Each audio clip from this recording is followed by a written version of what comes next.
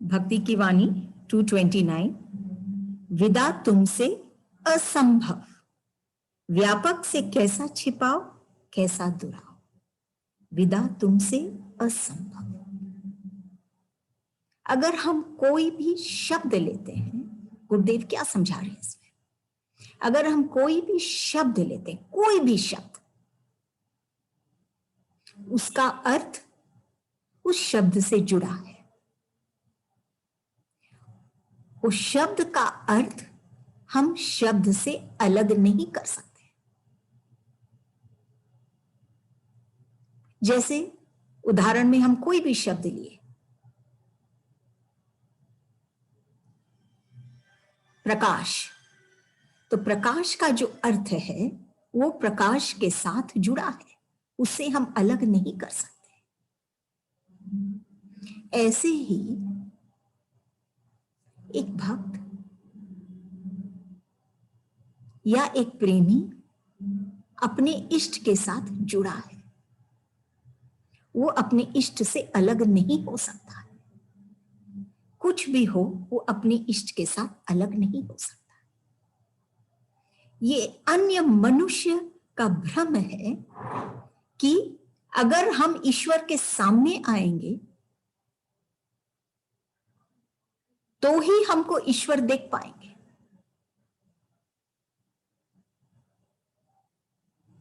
या ये तो स्थूल की बात हो गई। स्थूल में अगर ईश्वर आए, हम उनके सामने पड़े तो ईश्वर हमको देख सकेंगे। या अगर सूक्ष्म में भी, जब तक हम अपने हृदय को खोलेंगे नहीं, जब तक हम उनको हमारे हृदय में बुलाएंगे नहीं, तब तक हमको ईश्वर नहीं देख सकते। ये भ्रम है। ईश्वर सर्वव्यापी है, हर जगह है। कहीं ऐसे कोई स्थान, ये कई बार गुरुदेव भी अपनी वाणियों में और लेख में उठाएं कि कोई एक ऐसा स्थान हम सोचें जहां ईश्वर नहीं है। ईश्वर सर्वव्यापी है, हर जगह है। तो ईश्वर से विदा होना या अलग होना असंभव है। ये भ्रम है कि वो हम उनके आगे पड़ेंगे तो ही वो हमको देख रहे हैं। वो तो हमको देख ही रहे हैं। हम जैसे भी हैं वो हमको देख रहे हैं। ये अलग बात है कि हम नहीं देख रहे हैं उनको। दूर वो नहीं है, दूर हम हैं उनसे। और हम दूर क्यों हैं? क्योंकि कहीं हम अपने कर्ता में, भाव में हम बंधे हैं, या ये अभाव और विकारों में हम घिरे हैं, तो हम ईश्वर से दूर हैं। हम अपने आप को ही कर्ता मान रहे हैं। अहंकार में, ईर्ष्या में, द्वेष में, आसक्ति में हम आसक्त हैं, तो हम ईश्वर को नहीं देख सकते। लेकिन ये बात नहीं है कि ईश्वर हमको नहीं देख रहा है। ईश्वर से हम विदा हो ही नहीं सकते। ईश्वर हमको हर हाल में, हमारे मन की स्थिति चाहे हमारे बाहर की स्थिति, हर हाल में ईश्वर हमसे जुड़े हैं। लेकिन जब हम जुड़ते ईश्वर से तो हम ईश्वर को देख पाते हैं। तो विदा तुमसे असंभव, हम उनसे अलग नहीं हो सकते। जैसे एक बार पहले भी हम लोगों ने चर्चा की कि ईश्वर हमारे हैं और ईश्वर से हम अलग नहीं हो सकते। ये संसार हमारा नहीं है और हम संसार के हो नहीं सकते, कभी नहीं हो सकते। ऐसे ही गुरुदेव कह रहे हैं, व्यापक से कैसा छिपाओ कैसा दुराओ। व्यापक, जो व्यापक है, जो सर्वव्यापी है, जो हर जगह मौजूद है, कण कण में मौजूद है, उससे हम कैसे छिपेंगे? उससे कैसे छिपाओ कैसा दुराओ। कैसे दूर होंगे हम उनसे? हम कभी दूर हो ही नहीं सकते। हमको लगता है हम दूर हैं, हम दूर हैं, लेकिन ईश्वर हमसे दूर नहीं। हमारी जो भी मन की स्थिति हो, अभाव में ही हम क्यों नहीं हो, लेकिन ईश्वर हमसे दूर नहीं है। जैसे सुई दो कपड़ों को एक धागे के साथ जोड़कर वो सुई निकल जाती है, ऐसे ही एक संत हमको और ईश्वर को, जो सर्वव्यापी है, दोनों को उनकी वाणी के धागों से, उनके भाव से, उनके प्रेम से दोनों को जोड़ देते हैं और फिर वो निकल जाते हैं। तो एक बार ये मनुष्य और ये ईश्वर, ये आत्मा और ये परमात्मा जुड़ गए संत के की वाणियों से, संत के इस प्रेम के धागों से, जब उन्होंने दोनों को जोड़ दिया, फिर अलग होने का कोई सवाल ही नहीं। स्थूल में हो सकता है आप वो दोनों टुकड़ों को फिर से अलग कर दें, लेकिन सूक्ष्म में जब ये आत्मा परमात्मा से जुड़ जाता है, फिर ये आत्मा परमात्मा से विदा नहीं हो सकता। वो विदा तब तक अपने आप को मानता है जब तक वो जुड़ता नहीं। और एक संत ही है जो ईश्वर को, सर्वव्यापी को भक्त के साथ जोड़ देते हैं।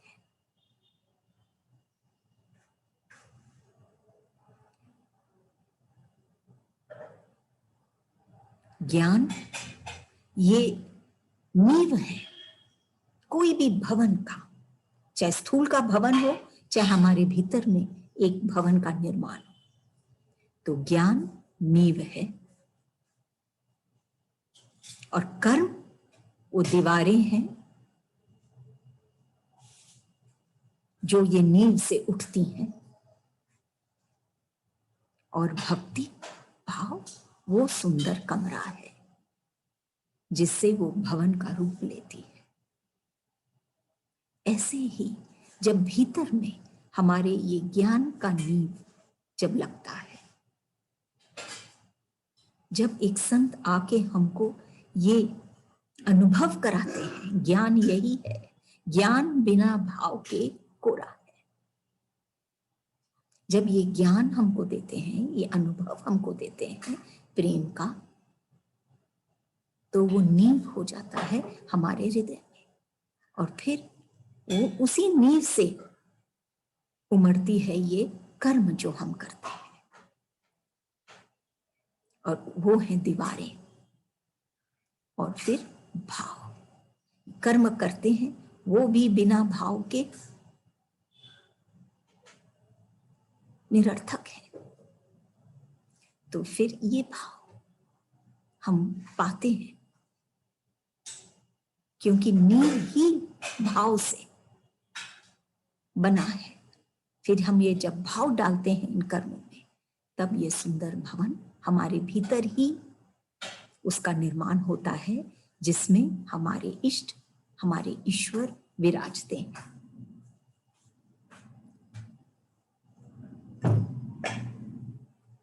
एक बार वो हमारे अंदर, हमारे भीतर विराजमान हो जाते हैं, तो हम उनसे विदा नहीं हो पाते, नहीं हो पाते हैं, नहीं होना चाहते हैं। जैसे सुगंध फूल से अलग नहीं हो पाती है, वो उसका स्वभाव है, वो उसका अस्तित्व है उस भक्त का। वो ईश्वर से विदा नहीं हो पाता है, अलग नहीं हो पाता है, दूर जा नहीं सकता है, विदा नहीं हो पाता है।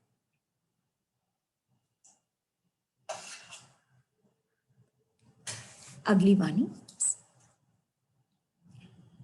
230। पद पद पर क्या बिछाऊं तेरा समान हो सके। भक्ति की वाणी है, भक्त की हृदय की व्याकुलता है। कि पद पद पर क्या बिछाऊं। उसके अंदर व्याकुलता है ऑलरेडी, भक्ति में वो रम रहा है, लेकिन ये व्याकुलता के कारण ये सवाल उठता है उसके मन में कि मैं और क्या बिछाऊं, कि मैं क्या करूं कि तुझे रिझा सकूं। अगर ये व्याकुलता ही नहीं होगी शुरू में, वो फंडामेंटल, अगर ये व्याकुलता ही नहीं होगी मनुष्य में, तो वो भक्त के योग्य बनेगा ही नहीं। भक्त बन जाएगा व्याकुलता के कारण, फिर उसके भीतर की स्थिति ये है कि मैं और क्या करूं कि मैं तुझे रिझा सकूं, तेरा सम्मान हो सके, इष्ट का वो सम्मान कर सके। देखिए, ये बात अगर वो मिल जाए अपने इष्ट से, तो फिर ये बात ही नहीं रहेगी। अभी उसके अंदर में वो व्याकुलता है, वो अभी भी सोच रहा है कि मैं क्या बिछाऊं, मैं क्या करूं, फूल चढ़ाऊं कि मैं क्या करूं, कि मैं आंखें बिछाऊं, कि मैं क्या करूं, हृदय बिछाऊं, क्या करूं कि तेरा सम्मान हो सके। जब वो इष्ट से मिल जाएगा तो सम्मान क्या, वो एक ही हो जाएगा ईश्वर के साथ, ईश्वर में हो जाएगा, जो एक संत की स्थिति है।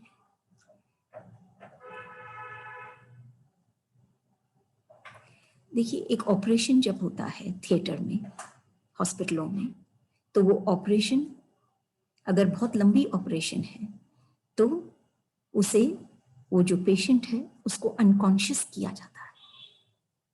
ऐसा कुछ दवाई या इंजेक्शंस दिए जाते हैं ताकि उसको दर्द महसूस ना, उसको अनकॉन्शियस किया जाता है।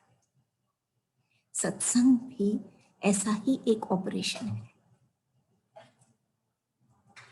लेकिन फर्क ये है कि यहां पर, वहां पेशेंट को अनकॉन्शियस किया जाता है, यहां भक्त को कॉन्शियस किया जाता है, जागृत किया जाता है,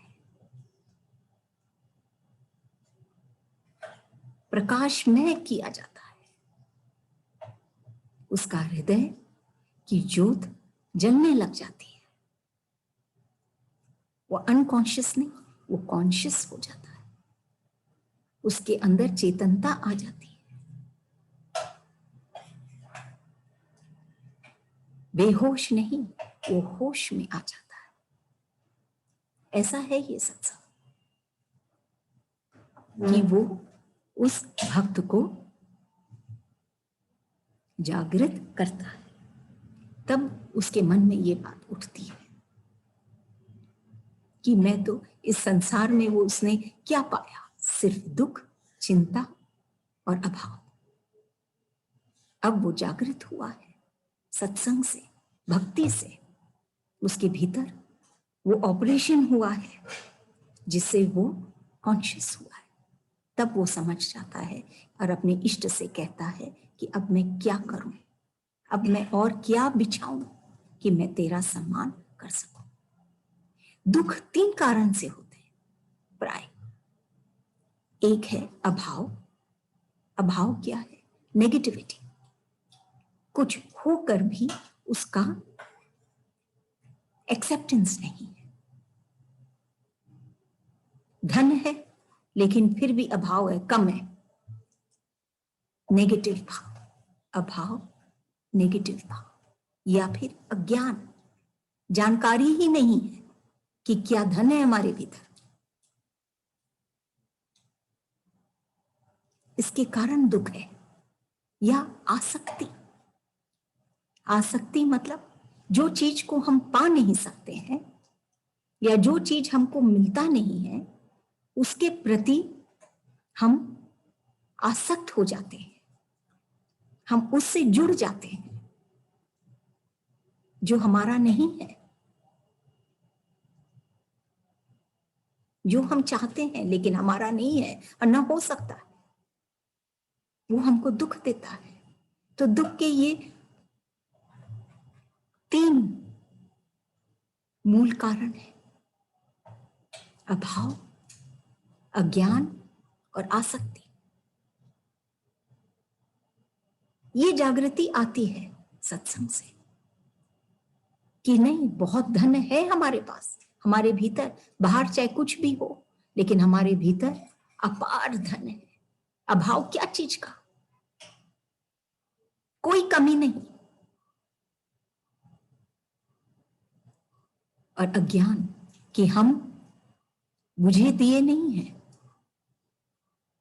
हमारे अंदर ये ज्योति स्वरूप है। एक ज्योति असंख्य ज्योति को जला सकती है। हमारे ये शरीर है मिट्टी का, एक दिए की जैसे, बत्ती है, बाती है हमारे भीतर, ये श्वासों की चल रही है, और तेल है, घी है, ये प्यार जो हमारे भीतर है, जिसके बिना ये लौ जल नहीं सकती, ये बाती जल नहीं सकती। सब कुछ है लेकिन वो ज्योति नहीं है। लेकिन जब सत्संग में हम आते हैं तो गुरुदेव, हमारे प्रेमी, हमारे प्रभु इस ज्योति को जलाते हैं। वो यही जो अज्ञानता थी हमारे अंदर कि ये ज्योति नहीं जल सकती है, ये अज्ञानता मिटा देते हैं। वो कहते हैं तुम्हारे पास दिया भी है, बाती भी है और घी भी है, कोई चीज की कमी नहीं, तुम जल सकते हो, प्रज्वलित हो सकते हो, खिल सकते हो।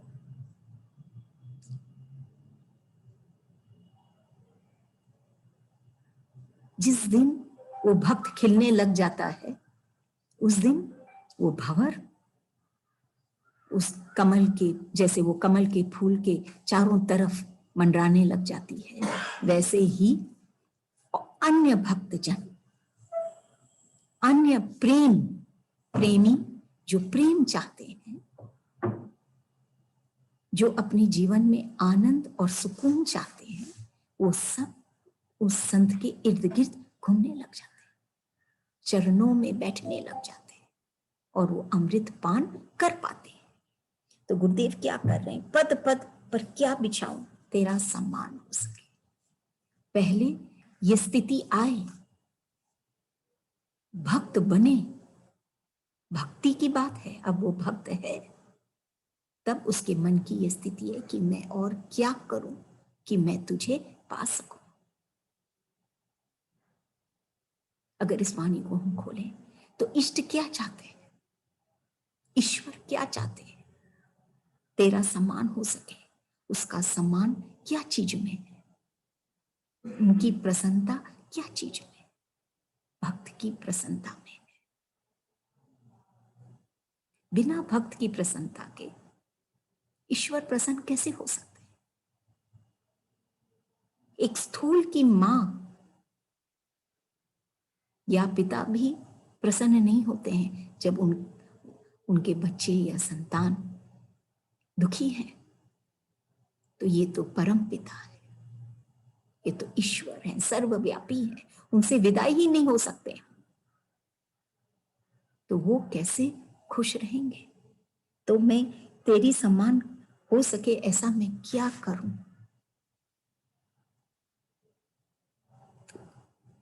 इसकी 2 बात है, क्या तो अभी भी व्याकुलता है उसके अंदर, क्या मैं फूल चढ़ाऊं, क्या मैं आंखें बिछाऊं, क्या करूं, या फिर सिर्फ मैं मिल जाऊं। वो एक संत ही उसको करा सकता है। वो संत ही ऐसा होता है जो वो सत्संग का ऑपरेशन करके उसको जागृति उसके भीतर में कराता है कि ऐसे तुम समान ही नहीं, तुम उसके समान हो जाओगे, ईश्वर के समान हो जाओगे। ऐसे हैं संत। वो अपने भक्त को, अपने शिष्य को सिर्फ भाव से नहीं भरते, उनको ईश्वर का रूप ही बना देते हैं।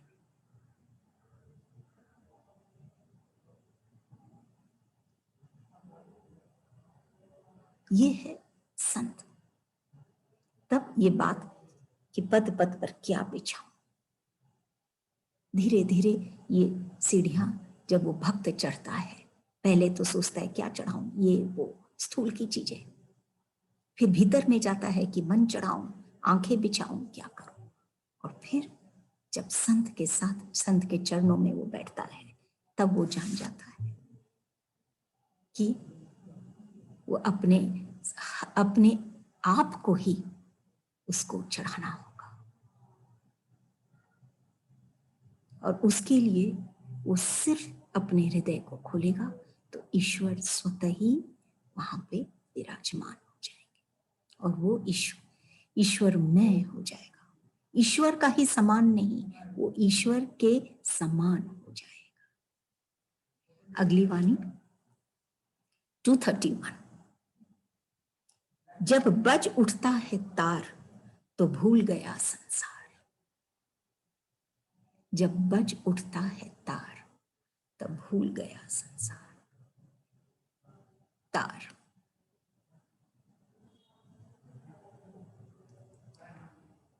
अनेक म्यूजिकल इंस्ट्रूमेंट्स हैं, सितार अन्य है। ऐसे जब वो तार को, जब वो म्यूजिशियन छेड़ता है तो उसमें से मधुर ध्वनि, वाणी निकलती है। लेकिन अगर ये तार जरे हों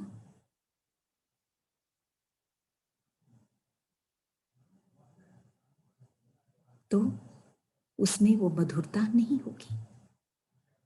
गुरुदेव क्या करे? जब बज उठता है तार, कहां से? हमारे हृदय में भी, जैसे हमने पहले भी चर्चा की, जो दुनिया बाहर है, स्थूल में है, वही दुनिया हमारे भीतर सूक्ष्म में है। अगर बाहर में ये म्यूजिक है,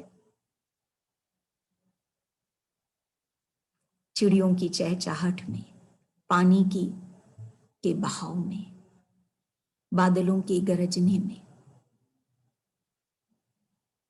अगर चारों तरफ ये बज रही है साज, तो हमारे भीतर भी, हमारे हृदय में भी ये साज बज रही है। जिस दिन ये साज बज उठता है, ये तार बज उठते हैं, भूल गया संसार। क्योंकि इसमें इतनी मधुरता है, इसमें इतना आनंद है कि वो संसार को भूल गया। जो बाहर है उसको भूल गया। वो तो थोड़ी देर बजी, फिर बंद हो गई। थोड़े समय तक अच्छा लगा, फिर वही दुख, चिंता। चाहे प्रकृति से हो, चाहे बाहर में अन्य संसारी से। लेकिन जब ये बजता है तो समय विशेष के लिए। लेकिन जो भीतर में जब ये तार छिड़ जाते हैं, अब बात आती है ये तार छिड़े कैसे। गुरुदेव कह रहे हैं कि तार है, लेकिन जब बज उठता है तभी हम संसार को भूल जाते हैं। कब बज उठते हैं? फिर बात यही आती है कि एक संत के चरणों में जब हम बैठते हैं तो वो हमारे इस तार को, हमारे भीतर के इस मधुर ध्वनि को वो छेड़ देते हैं। संत कौन होते हैं?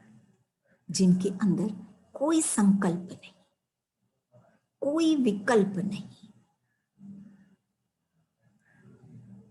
जो साधनाओं से भी उठ गए हैं, वो है संत। उनकी स्थिति देखिए,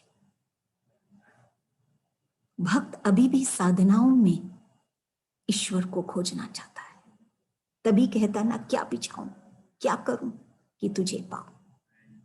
लेकिन एक संत साधनाओं से भी जिसका अंत हो गया, वो है संत।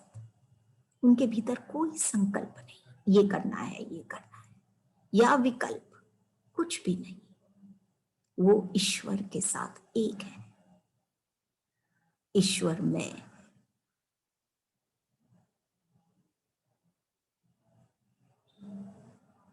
गुरुदेव ये भी समझाते हैं कि संत इतने महान हैं कि एक गुरु इतने महान हैं कि ईश्वर को बता देते हैं हमको, कौन है ईश्वर हमको दिखाते हैं। गुरुदेव ये भी कहते हैं कि ईश्वर को दिखाते ही नहीं है, लेकिन बल्कि ईश्वर के जैसे बना देते हैं। ऐसे हैं हमारे गुरुदेव, ऐसे भाव हमारे भीतर झंकृत कर देते हैं, जो थे हमारे अंदर, जो भाव ऑलरेडी हमारे अंदर थे। जैसे ये तन जब मैला है तो वो अस्थिर हो जाता है, बेचैन हो जाता है। ये तन जब तक वो नहाता नहीं और ये तन को शुद्ध करता नहीं, तब तक अस्थिर हो जाता है। ऐसे ही है ये मन, जब तक इसको ये प्रेम के आंसुओं से, आश्रु से, प्रेम से जब तक उसको नहलाया नहीं जाता, वो अस्थिर रहता है, अशुद्ध रहता है। फिर वो शुद्ध होता है, फिर वो शांत होता है, फिर वो अपने स्वभाव में आता है। तब वो तार बज उठते हैं। लेकिन जब तक उसको साफ नहीं करेंगे, मन को खाली नहीं करेंगे, शुद्ध नहीं करेंगे। शुद्ध क्यों? क्योंकि विकारों के मेल से वो मैला है, जो निरर्थक है और जो उसका स्वभाव है नहीं, वो बाहर से आए हैं। जब तक वो निरर्थक हटेगा नहीं, तब तक वो शुद्ध होगा नहीं, पवित्र होगा नहीं। अभी अपवित्र है। अपवित्र का मतलब ही क्या है? यही है कि वो तत्व उसमें है जो उस पर उससे बिलोंग नहीं करते, वो अपवित्र। फॉरेन बॉडीज, उसको निकालना पड़ता है। जैसे शरीर में भी हम डॉक्टर के पास जाते तो यही कहते हैं फॉरेन बॉडीज। अब ये जो वायरस, फॉरेन बॉडी, ये हमारे शरीर में बिलोंग नहीं करता, इसको निकालना पड़ता है। ऐसे ही मन में जो विचार, जो विकारों के कारण, अभाव के कारण, ये दुख, ये आसक्ति के कारण, ये अज्ञानता के कारण, ये अभाव के कारण, ये जो मैल हमारे मन हृदय पर लग गया है, जब तक ये साफ नहीं होगा, तब तक ये हृदय या ये मन की ये तंत्री, ये बाजा नहीं बजेगी, ये तार नहीं छिड़ेंगे। ये तार तभी छिड़ेंगे जब ये जरे हुए नहीं होंगे, जब ये साफ होंगे।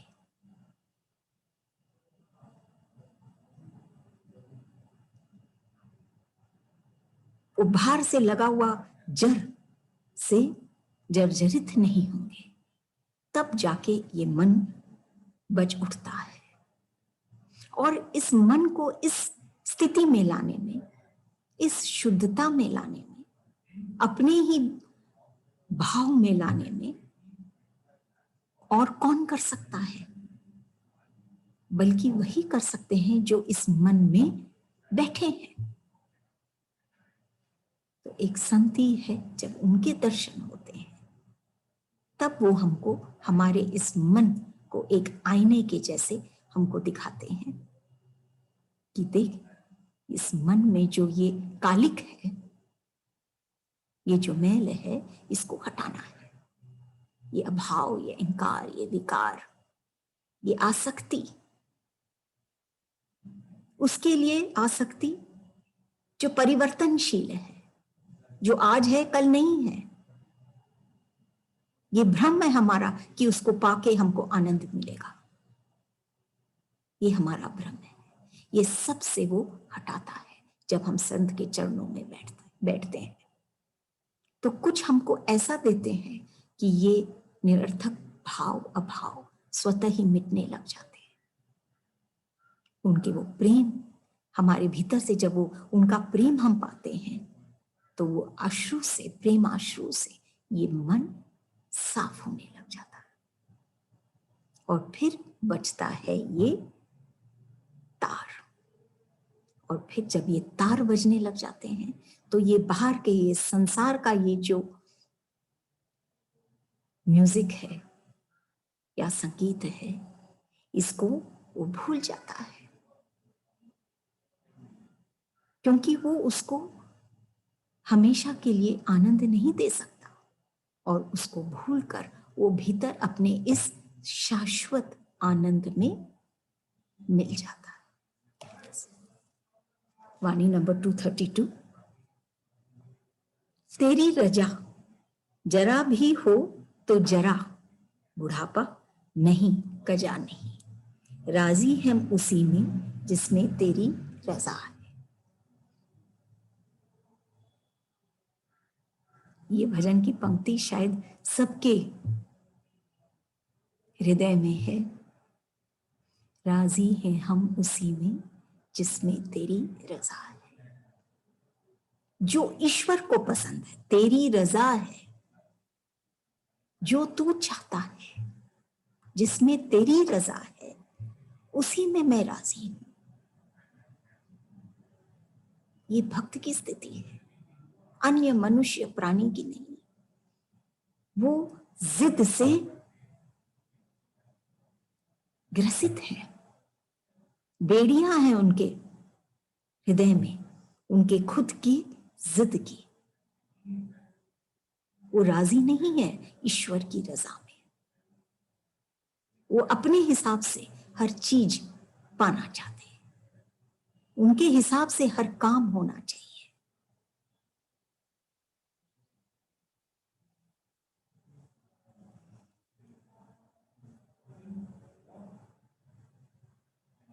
जितना हम योग करते हैं ईश्वर से, जितना हम जुड़ते हैं ईश्वर से, ईश्वर के भावों से, संत के द्वारा,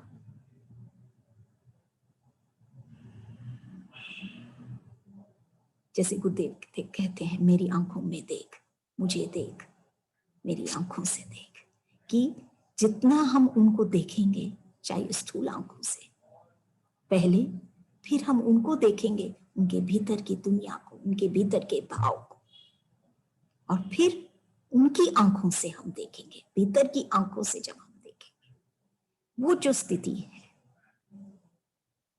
तो हम ईश्वर को जान पाएंगे कि उनकी क्या रजा है। हमारी सोच, हमारी इच्छाएं सब सीमित है। हम जो चाहते हैं वो भी सीमित है। हो सकता है हमको वो बहुत कुछ और देना चाहते हैं, तो उनकी रजा में हम क्यों नहीं राजी होते। तेरी रजा जरा भी हो, अगर हमारे अंदर थोड़ा भी, अगर हम अपने खुद के इस अहंकारी मन को अगर हम थोड़ा सा भी बदलें और ईश्वर की रजा हम जरा भी, हम उसमें अपनी रजा मिलाने लग जाएं, तो जरा बुढ़ापा नहीं, तो हम कभी भी हम थकेंगे नहीं। अक्सर हम देखते हैं भक्त शरीर से बूढ़े भी हो जाते हैं। कितने उदाहरण हैं, शरीर से तो एजेड हो गए, बुढ़ापा आ गया, लेकिन उनका मन अभी भी एक बालक के समान, बालक के समान अभी भी उसमें वो ताजगी, वो उत्साह, वो आनंद,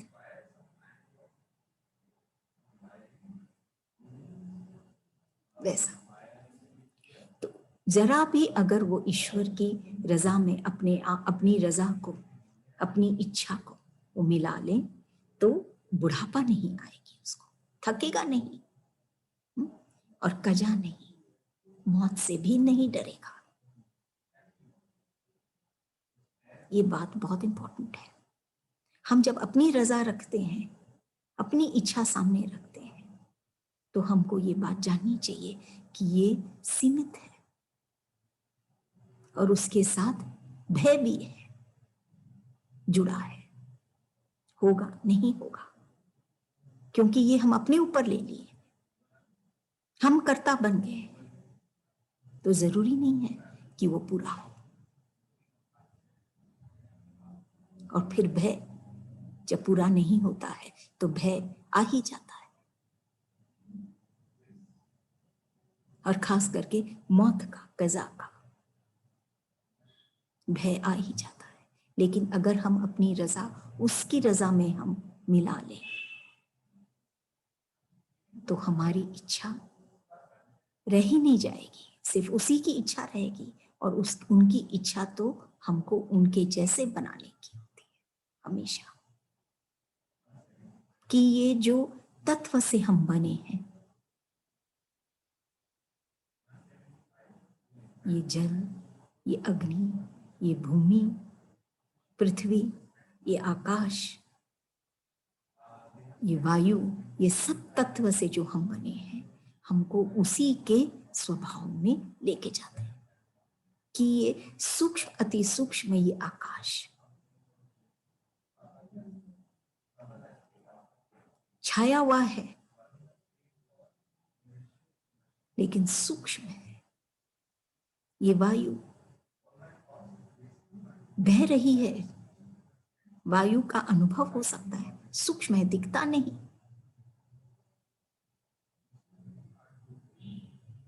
धीरे धीरे हम ये सूक्ष्म से पृथ्वी तक, जो हमारा ये शरीर है मिट्टी का, जो स्थूल रूप है, तो इस शरीर में सूक्ष्म रूप भी है, स्थूल रूप भी है।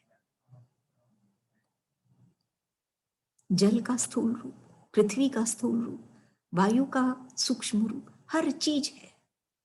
ये पांचों तत्व का जो अस्तित्व है,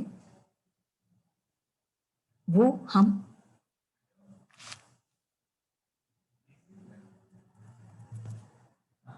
उसमें हम जुड़ जाते हैं।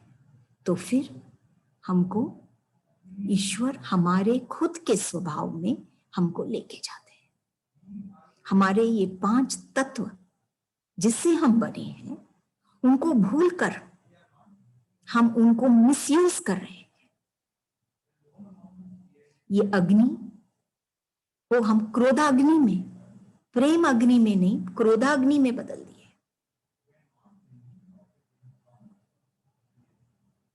ये मिट्टी, ये जो तन है, ये जो पृथ्वी रूप, ये जो तन है मिट्टी का, इसी को मूल्यवान समझने लगे। और ये जल जैसे बहता है और अपना रूप बदल सकता है, उसमें कितनी नम्रता है, हम अपने आप में सख्ती ले आए।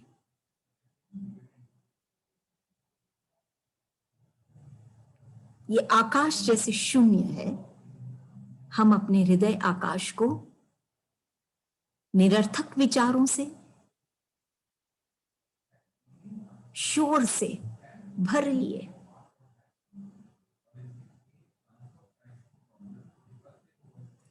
ये वायु है जो बाहर का संसार का रुख बदल देती है। जब ये हवाएं चलती है, हम ऐसी हवाएं हमारे भीतर चलाते हैं कि हमारा आनंद रूप से अलग ही ये बेचैनी में, और वैसे हम उसमें हम फंस जाते हैं। तो जब हम उनकी रजा में जब हम राजी होते हैं, तो वो हमारे ये 5 तत्व जिससे हम बने हैं, हमको उन्हीं तत्वों में हमको शामिल करते हैं कि हम अपना अस्तित्व पा सके। और जब हम अपना अस्तित्व पाते हैं तो हम हमेशा राजी रहते हैं। न मौत से, न बुढ़ापे से कोई चीज हमको शिथिल कर सकती है। बस।